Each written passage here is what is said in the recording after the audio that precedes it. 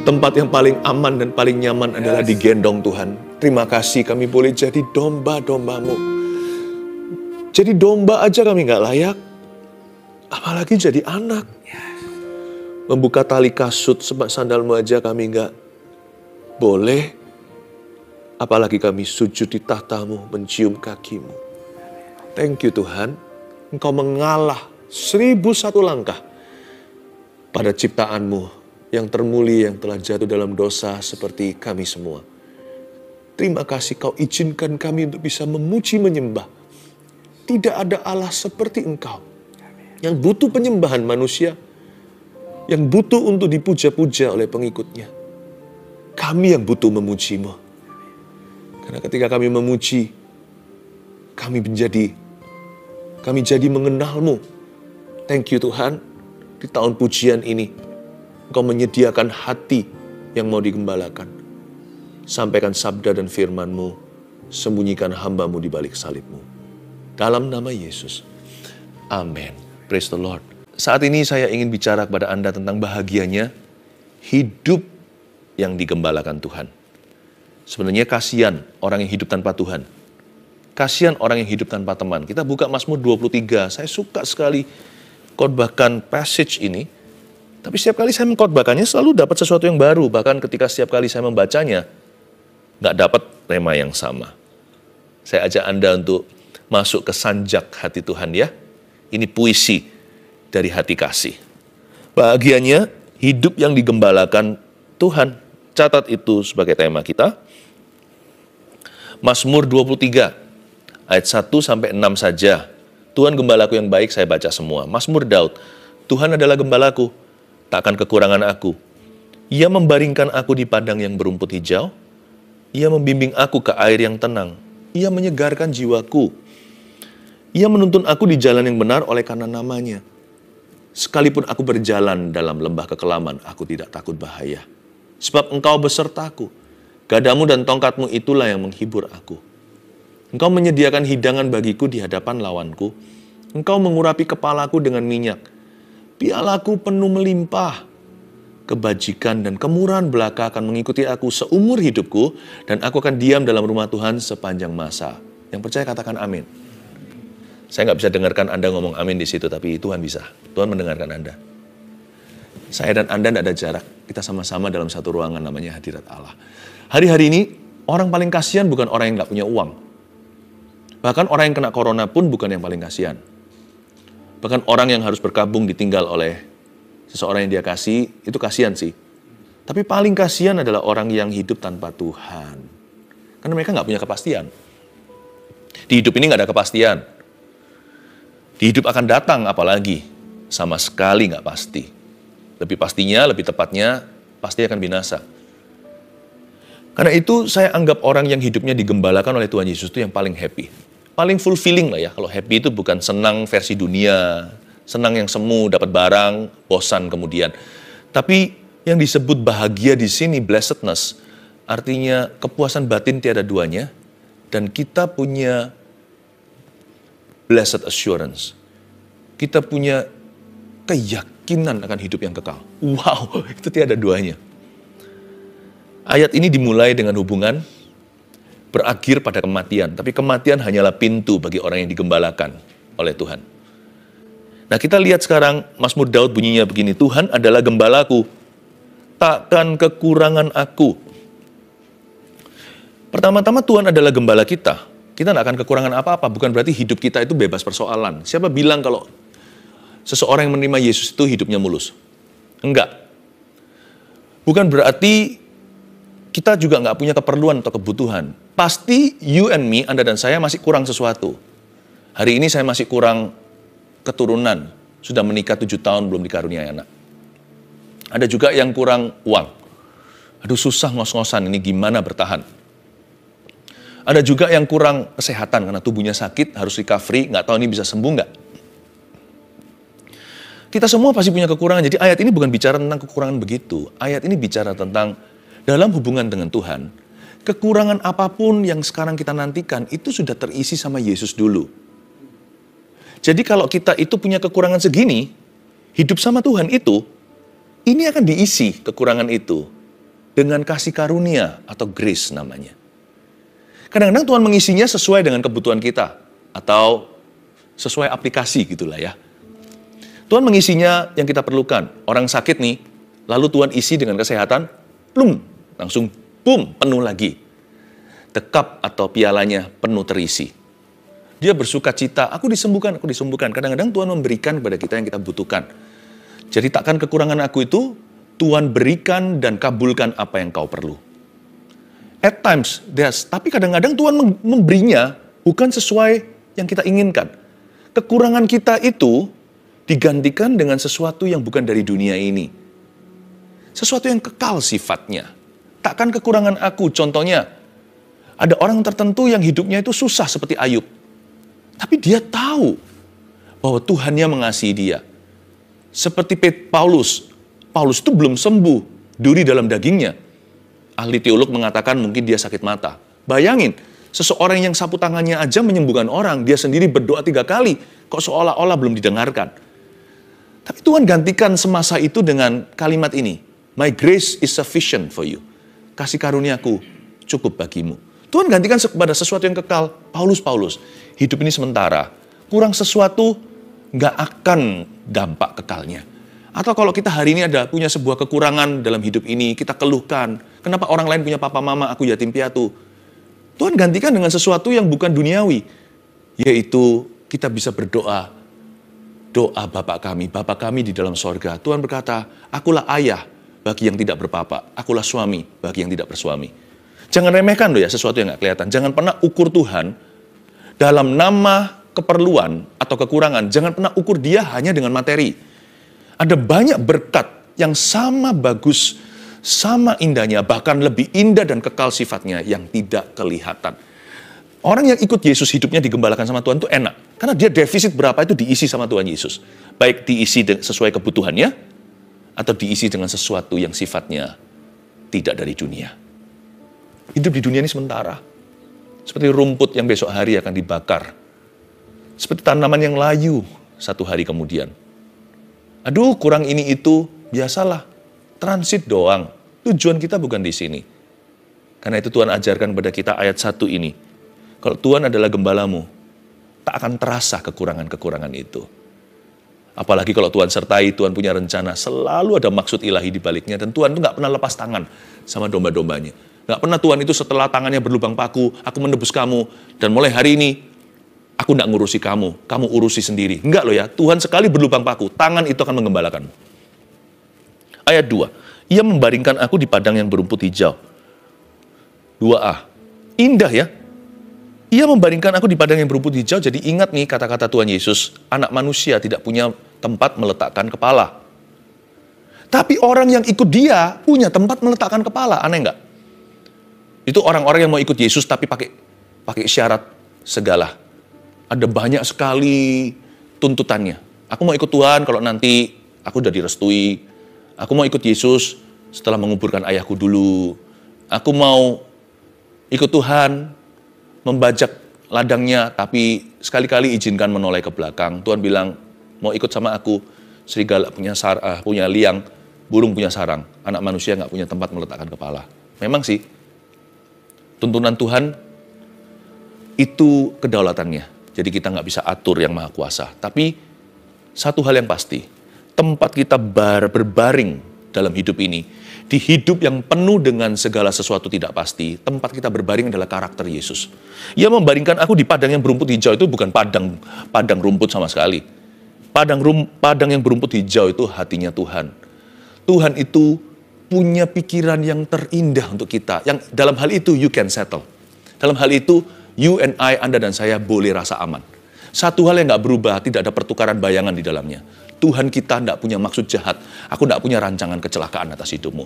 Jadi kalau kita ikut Yesus itu punya tempat membaringkan kepala. Bahkan seperti Yohanes, dia membaringkan dirinya pada dada Tuhan.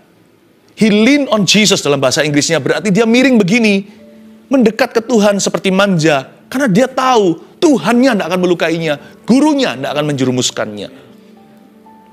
Ia membaringkan aku di padang yang berumput hijau, itu bukan rerumputan atau tumbuh-tumbuhan. Itu bicara soal karakter Tuhan. Tuhan memang tidak punya tempat meletakkan kepala. Papa kerja keras ceritanya. Supaya anakku nanti tidak sengsara hidupnya. Saya bolehlah jadi tukang becak ceritanya. Anak saya bisa kuliah universitas ke perguruan tinggi. Tuhan nggak punya tempat meletakkan kepala. Supaya you and I, Anda dan saya punya tempat meletakkan kepala kita di dadanya. Karena itu dosa terutama dalam dunia ini. Sebelum semua dosa masuk adalah dosa curiga sama Allah. Adam dan Hawa kan melakukan dosa itu. Dosa dia apa sih? Curi buah. Bukan, sebelum itu.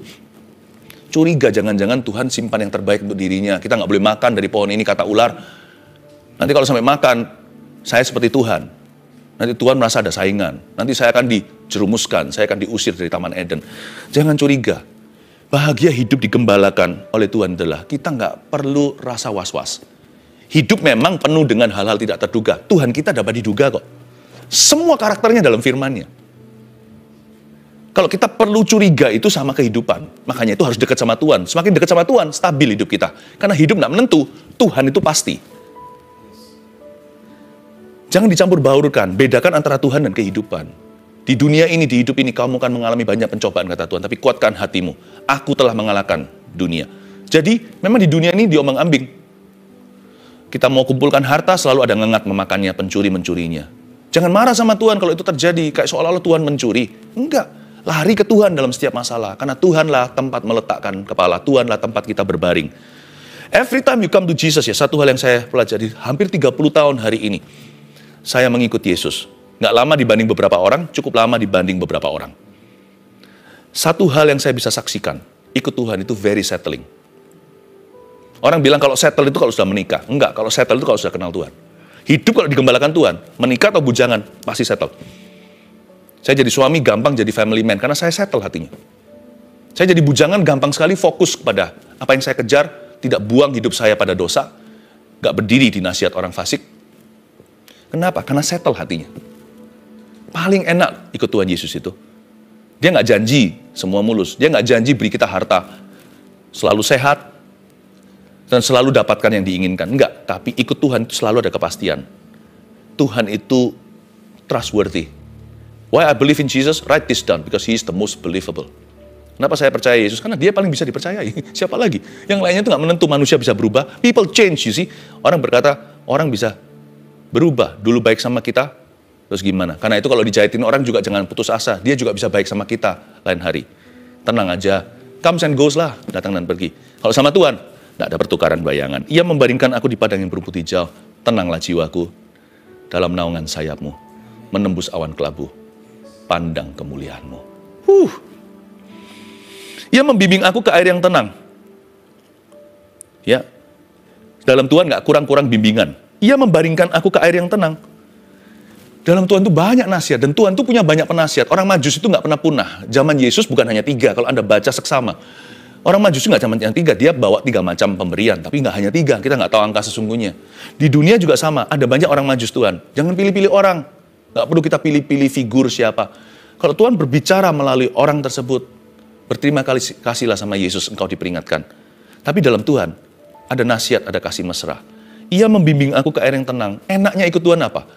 Kita itu dapat bimbingan. Nggak pernah ya kita datang ke hadirat Tuhan, lalu keluar itu hampa. Nggak pernah. Nggak tentu doa kita semua dikabulkan. Kadang-kadang Tuhan rasa itu buruk untuk kita. Justru kalau kita dapat yang kita inginkan. Tapi satu hal yang pasti, setiap kali saya menghadap Tuhan Yesus, Tuhan tuh nggak pernah bosan sama saya. Tuhan nggak pernah berkata, lu lagi, lu lagi. Di kitab Yakobus kan dikatakan, ya kalau siapa kurang hikmat minta. Kata minta itu berkali-kali minta. Ketoklah, Tuhan malah suruh kok Tuhan tantang. Nggak pernah Tuhan berkata, kok kamu lagi sih? Kita datang ke Tuhan sekali, ya diberkati sekali. Kita datang ke Tuhan 7 kali, ya 7 kali kita dapat sesuatu yang baru. 7 kali 70. Nggak akan pernah bosan-bosan, karena itu saya nggak percaya episode mana lebih bagus dalam saat teduh. Setiap episode ketemu Tuhan itu bagus melulu. Ia membimbing aku ke air yang tenang. Ketemu Tuhan, pulang pasti bawa bimbingan. Nggak tentu langsung dapat sebuah mujizat, tapi saya pasti dapat tuntunan. Ia membimbing aku ke air yang tenang, itu sifatnya. Tapi ikut Yesus itu lebih dari agama. Karena dia jalan kebenaran dan jalan keselamatan. Artinya, kalau saya ketemu sama Tuhan, saya dapat bimbingannya bukan hanya untuk hidup sekarang. Kalau hidup sekarang kan, ya udahlah, filsafat bisa. Ya sedikit norma, prinsip-prinsip sini sana. Tapi ikut Tuhan itu dapat bimbingan sampai hidup setelah kematian. Kehidupan kekal. Dan itu bukan teori atau dongeng. Firman itu nyata. Saya bukan orang yang mudah ditipu. Saya bukan orang yang skeptis, tapi saya orang yang sangat-sangat logis. Saya percaya sama Tuhan, percaya nggak? Karena Tuhan paling bisa dipercaya. Dan I believe every word it says. Setiap kalimat, setiap kata, huruf di dalam Alkitab tentang hidup yang kekal. Sorga, neraka, upah yang menanti kita. Segala sesuatu yang berhubungan dengan kebangkitan. Saya percaya. Dan itu membimbing hidup saya. Justru karena saya percaya itu, back from the future, seperti kembali dari masa depan, seperti dihitung mundur, hidup saya itu sekarang TikTok. Ada jam mundurnya dihitung sampai kembali ke rumah Bapak. Saya nggak mau cepat-cepat sih, karena Anda masih butuh saya. Tapi terus terang, saya lebih senang hidup di sebelah sisi sana daripada di sisi sini. Makanya Paulus berkata, aku dilema. Aku tahu lebih baik aku bersama dengan Kristus. Tapi setelah aku pikir-pikir lagi, kira-kira gini bahasa sehari-hari dalam surat Paulus. Lebih baik aku tinggal bersamamu, supaya kamu berbuah imannya karena saya. Tapi terus terang saya beritahu ya, saya tahu hidup saya dan hidup setiap orang, semua itu dihitung mundur sekarang. Kalau kita sudah menerima hidup kekal, apa yang kita yakini sebagai janji Tuhan, hidup setelah kematian, itu yang menuntun hidup kita hari ini, agar tidak sia-siakan. Ia membimbing aku ke air yang tenang. Ia menyegarkan jiwaku. Wow! Ia menyegarkan jiwaku, dari kata segar itulah refreshing. Teman-teman, yuk refreshing yuk, kita berlibur kemana? Wah, sebelum pandemi. Maunya jauh-jauh nih, pergi ke benua mana. Sekarang dekat-dekat aja udah Kamsya. Terima kasih. Ia menyegarkan jiwaku. Tuhan itu jagonya refreshment. Kenapa kok ada orang Kristen yang mengeluh, menggerutu, stres, depresi? Nggak harus sih. Kalau kita kenal Yesus dengan benar, kita nggak akan sampai terpuruk begitu. Kita bisa sedih, berkabung juga bisa. Orang Kristen itu aneh. Hanya anak Tuhan yang bisa berduka karena ditinggal seorang yang mati. Asal orang itu dalam Tuhan loh ya. Tapi mereka bisa nyanyi-nyanyi waktu perkabungan. Sebab hanya anak-anak Tuhan yang bisa berkabung, tidak seperti orang tanpa pengharapan. Hanya kita yang bisa berduka, tapi tidak putus asa. Karena kita itu menembus kelabu. Karena Tuhan itu menuntun kita bukan hanya di hidup ini, tapi sampai selama-lamanya. Ia menyegarkan jiwaku. Jadi, Tuhan kalau kerja itu gini, saya ajari ya. Tuhan itu nggak pernah kerjanya gini. Pencobaan, nggak pernah. Nanti jangan-jangan kita akan hangus dan patah semangat. Tuhan itu nggak akan izinkan pencobaan kita itu melebihi kekuatan kita. Karena itu Tuhan selalu gini. Tuhan kalau main keyboard, itu nggak hanya mainkan putihnya. Atau piano itu hitamnya juga. Crash flatnya masuk semua. Tuhan itu jagonya, Tuhan itu maestro. Tuhan kalau mainkan melodi kehidupan itu nggak pernah pencobaan. Dia selalu pencobaan, refreshing. Yesus setelah dicobai, di padang gurun 40 hari 40 malam itu, dijamu malaikat sesudahnya. Anak Allah loh. Pencobaan apa bisa melebihi kekuatannya, tapi Bapa tahu memperlakukan putranya. Masa Tuhan tidak tahu memperlakukan putra-putrinya seperti Anda dan saya? Jangan mengeluh, jangan takutlah. Dia selalu menyegarkan jiwa kita. He never fails. Our God has the best sense of humor. Dia yang menciptakan humor, dia punya selera humor yang tertinggi. Tapi seleranya nggak kampungan. Selera humornya Tuhan begini. Kita dicoba ini, dilempari batu, difitnah, disenggol, digoyah. Ujungnya tiba-tiba kita dapat sesuatu yang orang lain nggak dapat. Karena penderitaan kita dan air mata kita ditabung dalam kirbatnya. Tuhan seperti mau menghibur kita, padahal nggak perlu sih. Udah nggak usah dikasih itu, nggak masuk neraka aja, saya sudah bersyukur seumur-umur. Kita nggak jadi masuk neraka aja ya. Kita diterima di sorganya yang baka aja. Itu aja kembaliannya nggak terhingga. Kita nggak bisa membeli, nggak bisa membayarnya. Tapi Tuhan seperti seolah-olah, dalam bahasa Chinese-nya, singgula. Seolah-olah, aduh kamu sudah menderita ya, kasihan anakku ini. Ini refreshing. Tapi Tuhan juga nggak pernah refreshing terus. Nggak pernah. Nanti jangan-jangan kita malas. Atau terlalu kerasan di dunia. Atau terlalu rasa aman yang palsu, rasa aman dalam sesuatu. Berkat itu bisa bahaya loh. Kalau dikasih berkat. Lama-lama kita memberhalakan berkat jadi berhala. Karena itu Tuhan tahu, Tuhan izinkan. He knows what's good for you. Dia tahu. Ia menyegarkan jiwaku. Percaya sama Tuhan aja. Jangan pernah merasa, kenapa aku bertubi-tubi? Enggak lah. Sebab kau tidak hitung berkatmu, yang dihitung hanya pencobaannya, makanya kerasanya bertubi-tubi. Padahal sesungguhnya ada penghiburan. Ayub pun diantem berkali-kali. Tuhan kasih penghiburan kok teman-temannya. Meskipun teman-temannya salah ngomong nih ceritanya. Tapi tetap dihibur lewat their company atau kehadirannya. Ada juga temannya yang bicaranya oke.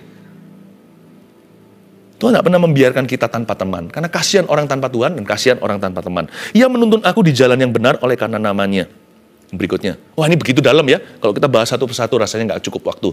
Tapi ikut sama saya aja. Pokoknya sebatas waktu yang disediakan kita bahas sebanyaknya ya. Ia menuntun aku di jalan yang benar oleh karena namanya. Ini bagus. Ini menuntun aku di jalan yang benar oleh karena namanya. Ini bukan jalan kita, ini jalan Tuhan. Jalanku lebih tinggi dan rencanaku lebih tinggi dari rencanamu. Ini disebut purpose driven life itu loh. Dulu pernah ada buku yang begitu. Ini yang disebut purpose driven life itu. Ia menuntun aku di jalan yang benar. Itu bukan jalan hidupmu. Aku tunjukkan jalan yang baru. Tuhan akan memberi kita visi lebih tinggi dari hidup ini.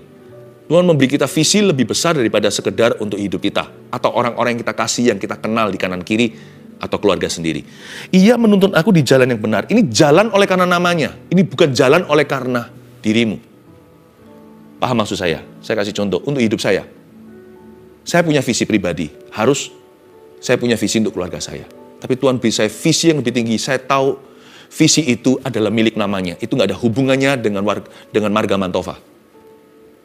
Mendirikan 1000 gereja lokal yang kuat dengan 1 juta murid adalah jalan oleh karena namanya di hidup saya. Dan saya butuh dukungan Anda juga untuk menggenapi itu. Dimulai dari tahun 2030, 300 gereja berdiri dulu, dipenuhi dengan anak kecil yang penuh buat anak muda, teruna yang mendapat penglihatan, orang tua yang mendapat mimpi. Dan itu membuat saya hidup tiap hari bergairah loh. Kalau enggak ya, orang kalau mengejar sesuatu yang duniawi, dia dapat, dia bosan, lalu dia nggak tahu mau diapain lagi, mau gimana dihamburin. Tapi sayangnya, kutuknya di sini. Yang belum sampai ke taraf itu, penasaran ingin begitu. Lalu mencerca, memaki karena iri hati. Manusia itu hidup seperti anjing kejar ekornya. Nggak ketemu, tapi Tuhan kasih kita jalan yang oleh karena namanya. Wow, itu visi yang lebih besar. I thank God para pengusaha yang di dalam gereja kami, jemaat, punya visi ini. Ibu rumah tangga punya visi ini, pengacara punya visi ini, anak muda punya visi ini, anak kecil punya visi ini. Salah satu di YouTube, tidak lama yang lalu saya mentoring anak-anak kecil, salah satu anak kecil bertanya sama saya, itu seperti ngobrol-ngobrol sama anak-anak, nanti segera ada, tapi tunggu saja di YouTube ini. Lalu salah satu anak tanya sama saya, Pastor Philip, apa doa pastor sebagai pendeta yang belum dijawab Tuhan? Saya bilang mendirikan gereja-gereja itu, yang saya sebutkan tadi. Dia berkata, oh I see. Terus saya tanya sama dia, masih kecil umurnya, masih umur 10 atau belum umur 9, 10. Saya berkata, would you help me someday? Will you? Dia bilang, yes Pastor, I will help you. Itulah jalan oleh karena namanya. Ayat 4. Kalau refreshing melulu, cepat lupa nanti. Lupa Tuhan bahaya. Kadang-kadang Tuhan izinkan duri supaya kita menghargai kasih karunia. Sekalipun aku berjalan dalam lembah kekelaman, aku tidak takut bahaya.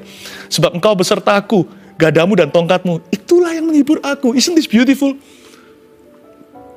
Sekalipun aku berjalan dalam lembah kekelaman, aku nggak takut bahaya. Nggak hanya refreshing. Pencobaan diizinkan, tapi jangan takut dulu ya. Jangan curiga. Pencobaan itu sendiri berkat terselubung atau blessing in disguise. Karena kita jadi lebih personal dengan Tuhan Yesus. Mazmur itu lagu atau nyanyian. Hari ini Pak Robert dan Bu Lea bersama dengan kita kan juga penggubah lagu, begitu banyak lagu-lagunya. Ya, Redo juga sama, menciptakan banyak lagu di GMS Live. Coba bayangkan ya, kalau kita membuat lagu ya. Saya gini-gini pernah sekali 2 kali bikin lagu. Lagu-lagu. Kalau dimulainya dengan nya, ya lebih baik diakhiri sampai nya. Tapi kalau lagunya addressing God, you, kamu. Bukan, gak berani ngomong kamu sama Tuhan. Engkau. Engkaulah Tuhan, engkaulah Raja. Berdaulat atas hidupku, ku berserah penuh. Kalau sudah engkau, ya engkau sampai akhir. Jangan engkaulah Tuhan, dialah Raja. Loh ini gimana toh? Atau dialah Tuhan, engkaulah Raja. Loh ini ngomong sama Tuhan, jangan pelin-pelan. Ngomong sama siapa? Ayat 4 kok tiba-tiba berubah jadi engkau. Tadi di sini Tuhan adalah ia yang membimbing, ia menuntun, ia membaringkan. Kok tiba-tiba jadi engkau? Gini loh, hidup yang digembalakan oleh Tuhan itu begini. Kok bisa? Ketika dalam masalah, justru Tuhan semakin personal. Tadi kan pihak ketiga, si pemazmur cerita. Tapi ketika persoalan, seperti Ayub berkata, dulu orang berkata aku percayanya, sekarang aku sendiri, mataku melihatmu. Glory is nearest to those troubled souls. Justru kemuliaan itu bukan ada di gereja. Kemuliaan itu lebih dekat, lebih pribadi kepada orang yang sedang dalam masalah. Anak-anak Tuhan maksudnya. Yang digendong.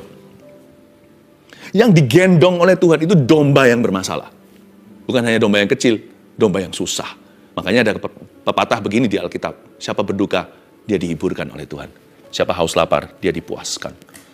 Sekalipun aku berjalan dalam lembah kekelaman, aku tidak takut bahaya. Tiba-tiba jadi personal. You see, hidup digembalakan sama Tuhan itu nothing tulus, nggak bisa dikalahkan. Why? Justru ketika when you seem to lose everything, ketika Anda kelihatannya kehilangan segala sesuatu, justru dapat Tuhan. Dulu Tuhan adalah iya, kita hanya bisa cerita doang. Sekarang Tuhan adalah pengalaman pribadiku. Tapi sekarang dia adalah engkau. Wow. Ayat 5, engkau menyediakan hidangan bagiku di hadapan lawanku. Engkau mengurapi kepalaku dengan minyak, pialaku penuh melimpah. Engkau menyediakan hidangan bagiku di hadapan lawanku, berarti Tuhan kasih teman. Kok bisa? Katanya hidangan. Karena tidak ditulis engkau menyediakan makanan. Bukan food, tapi feast. Bedain, food, F-O-O-D itu makan. Feast, F-E-A-S-T, atau festival panjangnya, feast itu artinya hidangan. Itu artinya pesta. Engkau menyediakan hidangan bagiku di hadapan lawanku, berarti Tuhanlah yang provide kita dengan teman-teman yang membangun iman kita. Ada feast berarti ada teman dong. Kalau enggak makan sendiri namanya kita ngemper di mana. Tapi kalau kita makan bersama itu baru namanya festival. Berarti kita enggak pernah sendirian dalam Tuhan itu. Ketika kita sebut Bapa kami dalam sorga, curigalah ketika kita berkata Bapa berarti dia punya anak-anak. Kalau kita berkata Bapa berarti kita masuk dalam sistem keluarganya. Berarti kita punya saudara-saudara seiman. Makanya beberapa waktu yang lalu kan saya minta sama Anda kasih hashtag nih ceritanya. Saya butuh teman. Lalu saya minta kepada tim saat teduh beserta CG, kelompok sel Gereja Mawar Siaran untuk bisa mengarahkan Anda ke sebuah komunitas yang benar. Saya bersyukur sih. Masih terbuka, Anda tulis saja saya butuh teman. Jangan tulis saya butuh jodoh. Kalau saya nggak bisa kasih itu. Jodoh datangnya dari Tuhan. Bahkan Amsal pun berkata, harta dan rumah dari mama papa, tapi istri yang takut akan Tuhan dari Tuhan. Demikian pula suami apalagi, ya. Tapi saya butuh teman, nah itu kita bisa. Karena kita selalu bisa mempersembahkan kepada orang lain our friendship atau persahabatan. Karena Yesus adalah sahabat kita. Jadi kita harus bersahabat dengan orang lain. Yesus sahabat orang berdosa. Kita juga harus bersahabat dengan orang-orang berdosa untuk mengentaskan mereka sebab Tuhan mencari domba-domba yang tersesat dan terhilang. Saya sarankan, boleh nggak saya minta nanti di komen, di live chat juga, Anda bisa cerita aja, singkat-singkat aja cerita.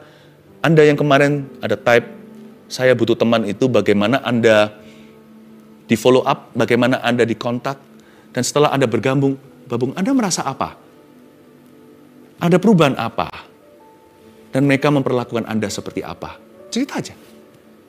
Dan supaya semua orang yang masih penasaran rohnya, juga akan memperoleh jawaban lewat kesaksian Anda. Dan Anda yang belum juga Anda bisa tulis, saya butuh teman. I need a friend, saya butuh teman. Nanti pasti akan ada yang menghubungi. I love you.